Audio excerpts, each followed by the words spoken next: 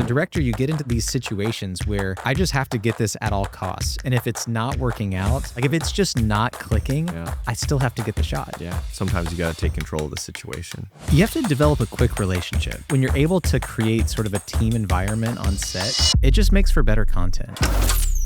Welcome to Great Take, a video production and marketing podcast based in Austin, Texas. We are real practitioners working in the field, producing everything from TV commercials to social media content, and then running that content through every marketing channel on earth. We see what works and what flops, and we'll cover it all on this show. If you're interested in video production or leveraging video to supercharge your marketing, you have come to the right place. All right, Keegan. Andrew B. Welcome to the Great Take podcast. Here we are. Here we are again.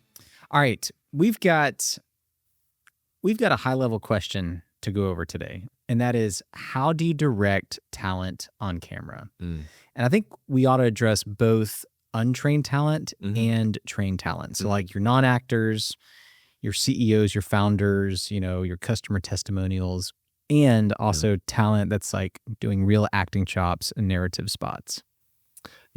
Yeah, those are pretty different. I think it also depends on the type of spot, like you kind of touched on. Like a narrative spot, a bit different than like a, even if you have trained talent with like a read like straight to the camera or something like that. I think it's difficult no matter which way you slice it. Everybody's different. It's kind of like meeting people for the first time and trying to figure out, how someone thinks, or like, it's kind of like making a friend, I guess. You have to develop a quick relationship. Yeah. Like you have to kind of earn trust quickly so that you can, essentially critique people while they're on camera, while they're already like kind of vulnerable. When they're in maybe the most vulnerable position on a crew, except for maybe the director. There's this quote by Ryan Coogler. I've probably said this before, but like he said, directing feels like you're just standing around 100 people naked.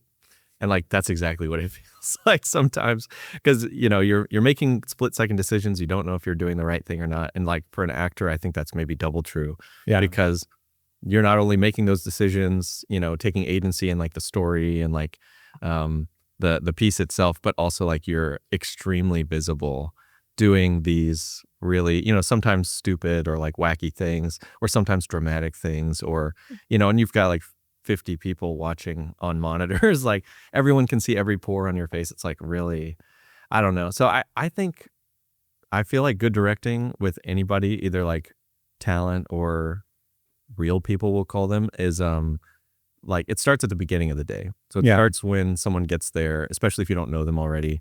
Like, go introduce yourself, hey, I'm so-and-so, this is my role. This is kind of the rundown of the day. I'm going to be here throughout this whole thing. So if you have any questions, like, let me know. I can be your point of contact, that sort of thing. Just so that they know, like, they can ask questions. Right. And you open that dialogue, like, immediately. Right. Because you don't want the first thing you say to them to be stage direction. Oh, yeah. Like, you need to develop that relationship first. When I was a traveling salesman and I flew on planes a lot, I would always just very quickly, when someone like a stranger would sit down next to me, I would just say, "Hey, how's it going?"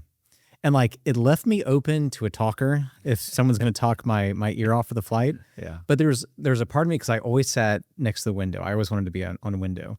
But I never wanted the first thing I said to a person to be, "Hey, do you mind if I go to the bathroom and get you out from your seat?" So like, it opened at least enough friendliness to say, this isn't the first thing that I'm going to say to you is not going to be a request. Yeah. It's just going to be like a moment of friendship, essentially. Yeah. It's just like, acknowledging that the other person's there. On a plane, that's tough. You're sitting centimeters from somebody, and like, to not address them is almost weirder than to address them in some way, or just like, "Hey, how's it going?"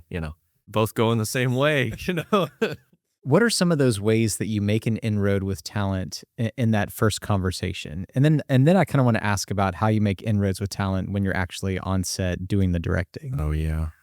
I guess for the first touch point, I just want to establish like, I'm in your corner kind of thing, or like, I don't want them to feel like they're, up a river without a paddle, if that makes sense, or like they're doing this on their own. I'm like, "Hey, I'm going to be there the whole time. I'm going to be right next to the camera.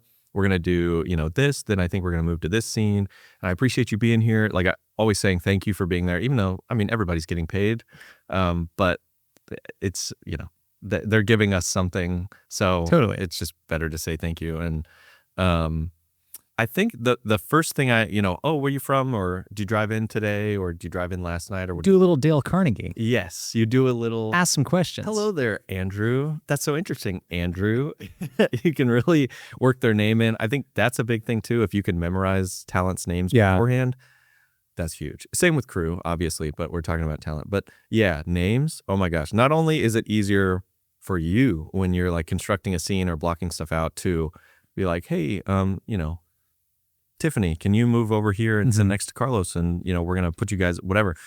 And you can identify people really quickly, but like, it brings that level of familiarity that, you could really just, bam, I know who that is. I know who that is. Yeah. So if you can do that before with maybe their headshots or something from the casting session, that's great if you can memorize it. Or this year we've always issued call sheets, but this year for bigger shoots we started doing production books. Yeah. And in the production book, including photos of talent. And I think that's made a huge difference of one, now all the crew knows who the talent is. It just makes it a more familiar place. Yeah. Yeah. Same with extras too. Like sometimes I think there's a line between like main talent and extras of like one gets more attention than the other.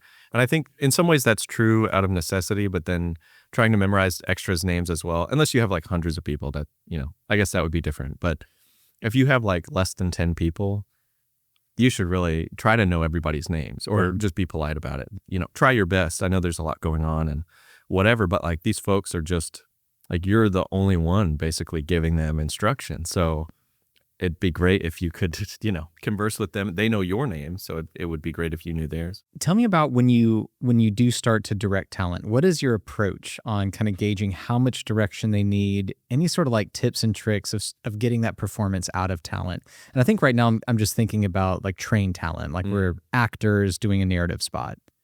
Yeah, I think it's really different.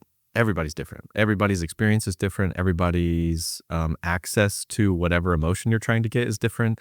And so I think I'll usually leave the first take open a little bit. Like I'll be like, hey, we all know what this spot is. We all know the script.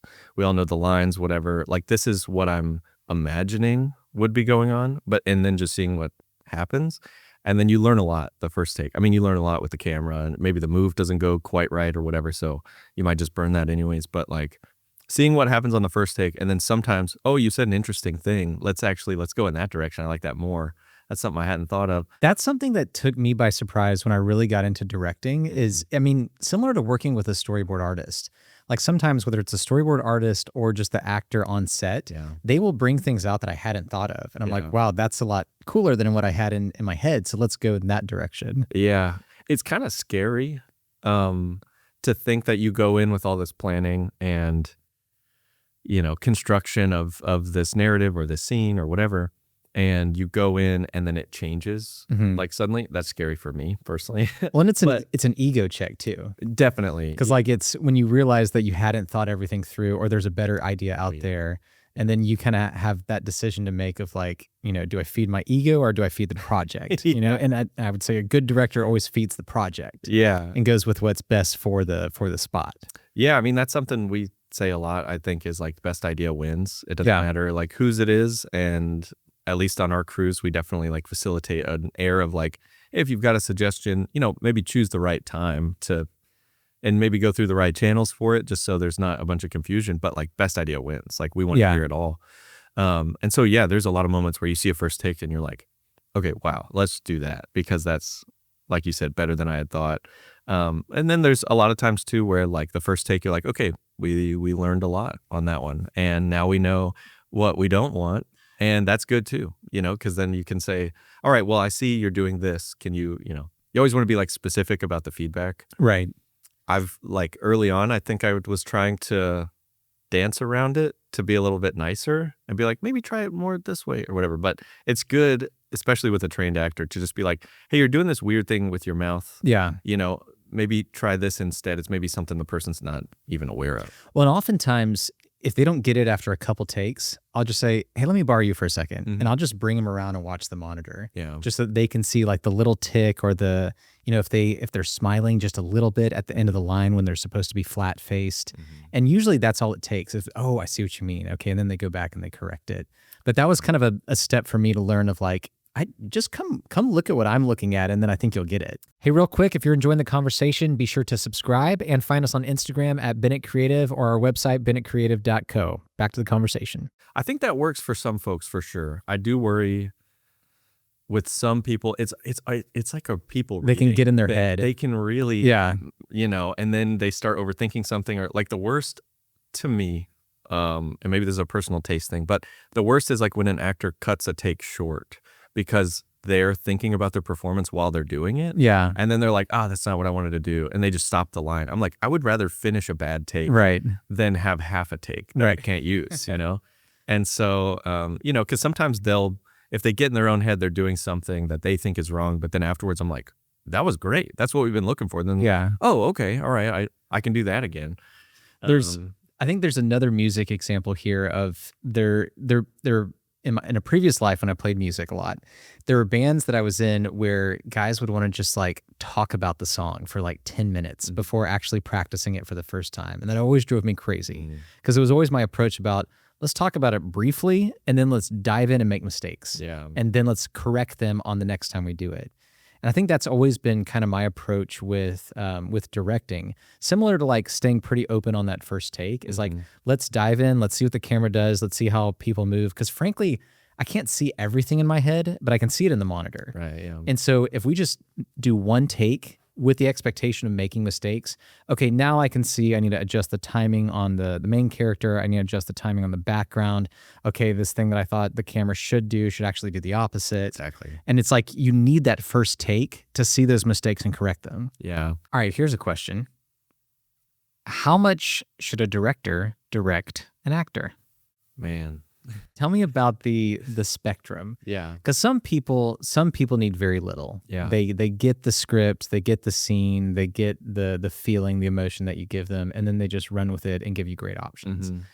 All the way to other people where I need you to be a parrot and just do what I do. Yeah. That one is always a little bit of a bummer. Yeah. I guess I'll give my take on it. Then I'm curious to hear what you think with working with the actors. But I think there's definitely those people where I try to start with maybe the more like conceptual parts of the story. If it's like something narrative or something a little kooky or funny or whatever, I'll be like, this person is feeling XYZ. They're in denial. They don't believe what they're saying, but they're saying it anyway. Or, they are trying to pull one over on this person or whatever. And sometimes you get the right actor who, I guess with the type of projects that we do, will take that and run with it. And then you get an amazing performance that you're like, whoa, you were hearing yourself, you're listening to the other person, like you really got that. And let's just tweak a couple small things now, like functional things maybe, or like blocking or something. And speed it up. Yeah. Because it's always, and let's speed it up. Yeah, especially in commercial. Yeah. Oh my gosh. It's like, we need that twice as fast. We only have 30 seconds here. But yeah, then there's the other end of the spectrum, even with maybe trained talent where, like you said, you always start and try to respect the actor and their contribution to the process and, have them bring what they can to whatever part it is, even if it's a small part. But then at some point, if you're trying to make your day, I've had to give reads myself and I'm not the best actor. Like that's why I'm directing this thing.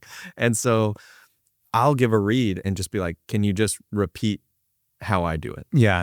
And that it's unfortunate, but I have had people even take that up a notch or, and I've had folks where you have to really like, hey, I need that to be louder. And then you have to give your read as the director, like really loud, like, especially like, we had one project where I was trying to get someone to go bigger and it was maybe 5% bigger every take. And then I was just like, okay, I have to go 200% to get them to go 75%. Right. You know what I mean? And that's what I need. And so I just went crazy on the read. And then that next take is like way better, because they think they're going higher than they are. So it's all about, like you said earlier, managing each individual person and reading them to see what they're comfortable with. And that's a cool point too, that I think I experienced this both as a photographer and as a director, that if you are willing to put yourself out there and be theatric be like goofy and zany or even shout when needed, it kind of like loosens up the whole room of like, oh, well, if he's going to go way out there, I can come up here a little bit. Okay. And there's some people that I think need that example and need that just kind of that nudge of, and sometimes I think it's almost, I don't want to say it gets competitive, but it's like if the director is sitting there like giving you acting chops and you aren't meeting those acting chops, then I have seen it in actors like, okay, I need to like really, I need to buck up and like actually deliver this, and it actually worked that way. Well, it helps to, like, our crew is very much like this, and I've worked with some freelance crews that are like this, but to like also establish an air of like supportiveness with the crew, right? Because then when you're putting yourself out there, they have your back.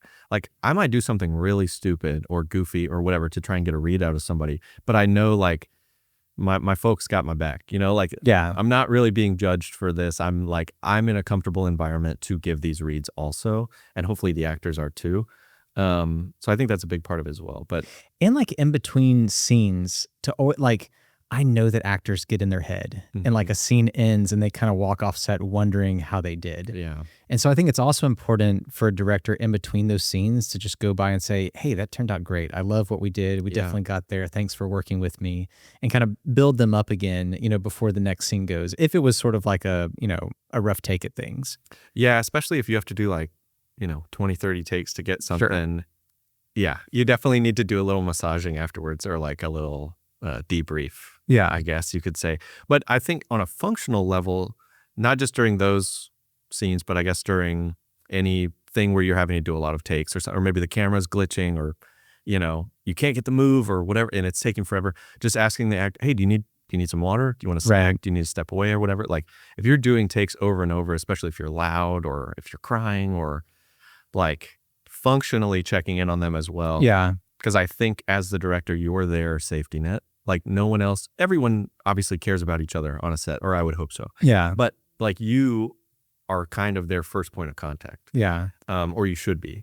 And also letting them know when they don't have to like sit around. Mm-hmm. I think like if we're doing a camera move and like it's gonna take 5 minutes, just like, hey guys, take a 5-minute break. We'll be back at it in a second. Yeah. And you kind of forget about that because you're so focused on the scene and the schedule. And I think having that little bit of consideration goes a long way for talent, knowing that they can relax and step off and hair and makeup can come in.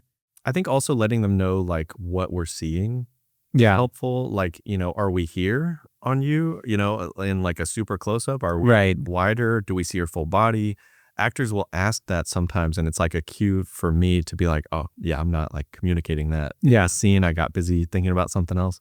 But for them, I think it's helpful to know like how much body language to involve, or like if it is a scene where they're having to be big, if they're acting big or something, just letting them know, hey, we're not actually, like, we have 2 cameras going or something, but this is not your coverage or whatever. So you can save it a little bit, or like, hey, we're right on you. We're right here. We're in a close up. Like, you got to bring it on this take, or these takes. So I think telling them what we're seeing, who we're seeing, in what maybe size of shot we're seeing, like that would be really helpful if I was on their side of things. Yeah. How much acting have you done, and what do you think, should a director have acting experience? I think a director should have acting experience. I don't think it has to be a lot. I think the main thing you need to get out of your acting experience, whether it's a lot or a little, is the feeling of vulnerability that you feel when you're performing in front of a group of people, or, in front of a camera that also has a group of people behind it. And also just you need to experience the feeling of wanting to convey an emotion and then that not happening. Like, you think you're doing it and it's not happening. And that's really frustrating, like internally. Yeah. And there's a lot of things. So I acted in like middle school and high school plays, and then I did a little bit in college, not enough to count, but I got better performances out of myself in front of a mirror. Yeah. Because I could see what I was doing. Because there were so many times I would try something and then I would see the final edit or a recording of it, and I was like, that is not what I was going for at all. And I think that disparity is one to be aware of when you're directing an actor, of like, they may be feeling this one thing or thinking that they're doing this one thing, and it's important that you identify whether they are or aren't. Yeah. What about you? Do you have acting experience? About the same. Yeah. Like in middle school and in high school, I was in like drama club and did some plays. And then in college, I did improv comedy for a couple years. I wasn't like that great at it, but like I was part of a troupe and we did some shows. You just reminded me of something of when I was a little kid. Jim Carrey was like at his peak. Like this is like Ace Ventura era. Like The Mask was like the big movies. And I remember looking at his facial expressions and how expressive he was and just wondering how to do that. Yeah. I would sit in front of the mirror and just like practice these Jim Carrey expressions. And I even sat there and like learned how to do like the eyebrows. Yeah. You can do it too. Yeah. I was in front of the mirror doing. And the other day, I caught my son doing that. He was just like practicing. I mean, he's never seen a Jim Carrey movie. He's only 4 years old, but he was practicing these different facial expressions in the mirror. Yeah. And like, I don't know if that's something that all kids do, or if it's like the theatrically inclined kids, like I was, that do that type of stuff. But it was a fun little moment of, yeah, if you're on the other side of the camera as a director, asking people to be expressive, to show emotions, like you need to have a little bit of foundation in that. On like, really on like what words to use and what gestures and even the expressions yourself on how to convey that to people. Yeah. I mean even I went to school for film in college, and I like purposefully took a theater class, like a class in the theater school my senior year. I needed the hours, but I didn't have any requirements left, and I was like, okay, this is gonna suck, but let's do it. So for 3 months I was in a group of like 10 or 12 people performing monologues, and acting is vulnerable. Oh my gosh, yeah. Like we had to like write like what second or third assignment, we had to write a monologue, get that approved by the professor, and then perform it like the next week. And I went kind of hard on it. Like I did this whole story about this summer camp that I'm involved in, and I even wore the same, like I was telling an anecdote and I wore the same thing that I was wearing that day when I performed my monologue, and I was so hyped about it. Like I practiced it all weekend. I come into class, I do the monologue, and I sit down and I was like, that sucked. I didn't have fun doing that. Like I don't think anybody else really felt what I was feeling or what I was trying to like convey. It was a special moment that happened to me, but like it didn't come across, so the room felt really weird afterward.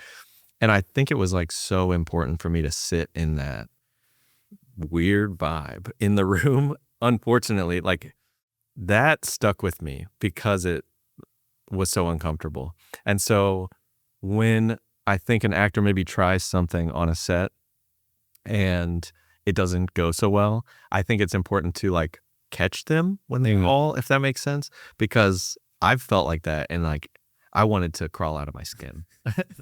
That was not a place I wanted to be in.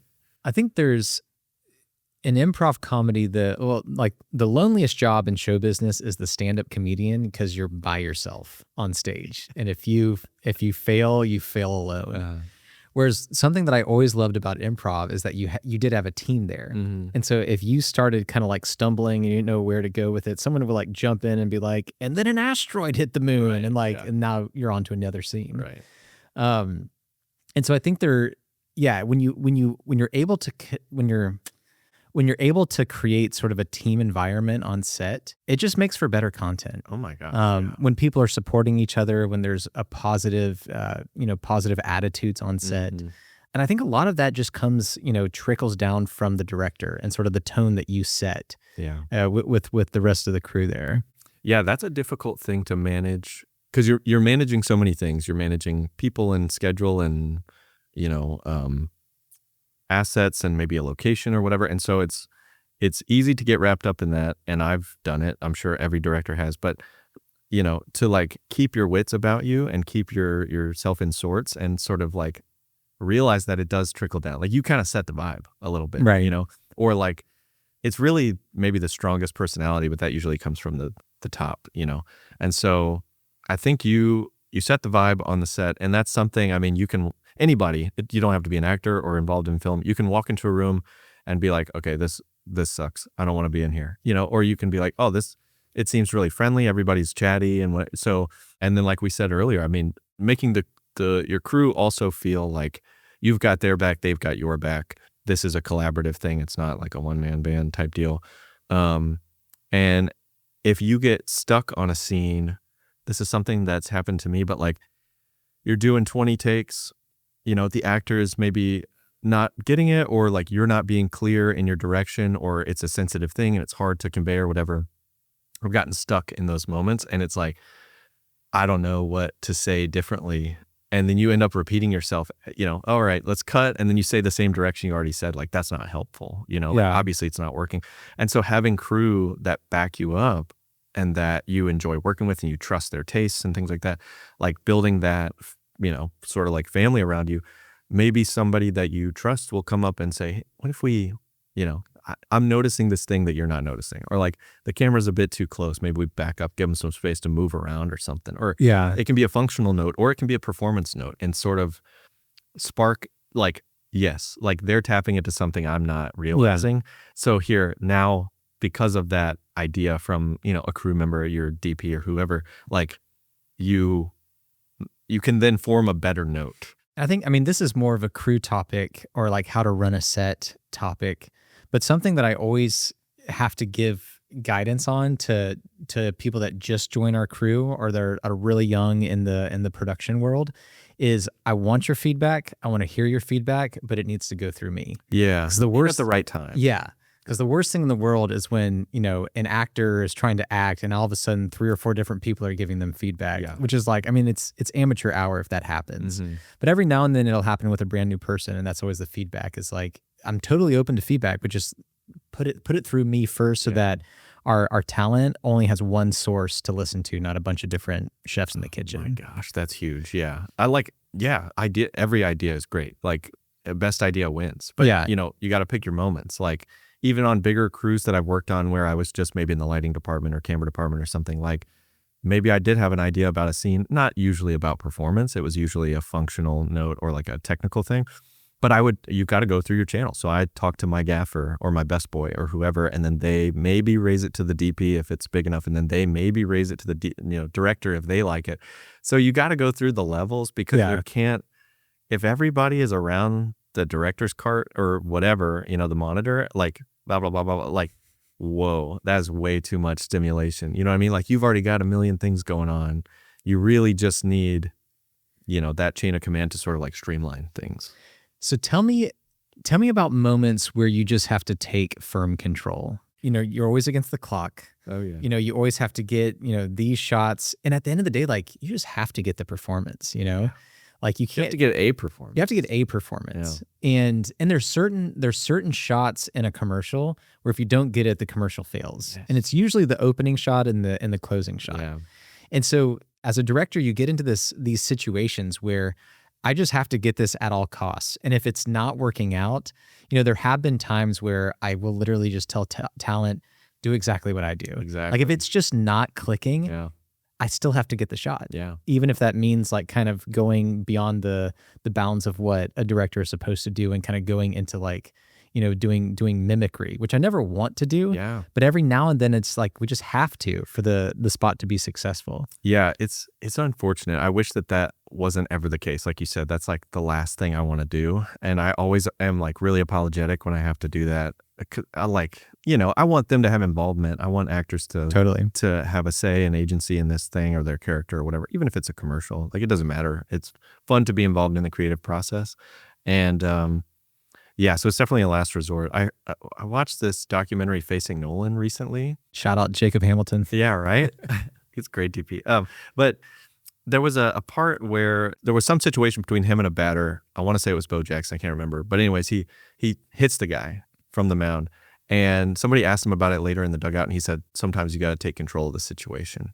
And that has stuck with me since I watched it, because there's a nice way, there's a right way and a wrong way to take control of a situation. But sometimes you have to take control of the situation. Well, because the buck stops with you. Yes. And also, you're usually the only person on set who can see the edit in their head. Oh, yeah. And if you don't have the shot, you simply have to get the shot. Well, and a lot of times you're the only person who's been on both sides of this, maybe fence, we'll call it, if you're working like an agency setting or like a commercial setting, like, or even I'm sure studio movies go through the same thing, but like you have, the money and the client and the needs that they want for their brand or whatever campaign they're running. And then you have the technical things that you want to get, that maybe your DP wants to try out something new, or your gaffer has this new fixture or whatever. And so you're like always kind of playing both sides of the fence. Like you're maybe one of the few people that know both sides of the process. You know post, Right. you know pre, you know scripting, you know creative,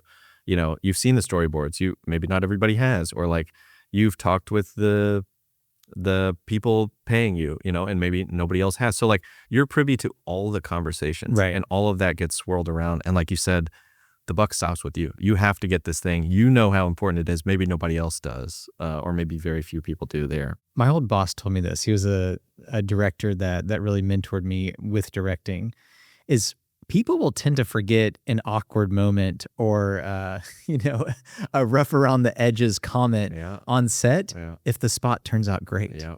But if the spot doesn't turn out, they'll never forget that, and so you kind of have to have that in your head of like, as long as I get what I need to get to make this a successful project, Yeah. I'm going to get it. Yeah. And when I say that, it makes it sound like I've like stepped on toes or like bulldozed people left and right in my career, which I really don't think is the case. Yeah. But I think it's those things that you have to kind of have in the back of your mind when you're leading a set. It's definitely just swirling around your head, you know, like, I need this. Like, this is the crux of the commercial, you know. And they need it too. They just don't know it. Yeah. And unfortunately, you're sometimes in positions where you're like you're the arbiter of this thing that the client mentioned 6 months ago, or 2 months ago, that like maybe you don't agree with it, but you have to get it because they want it. And so you're the one who's responsible for it.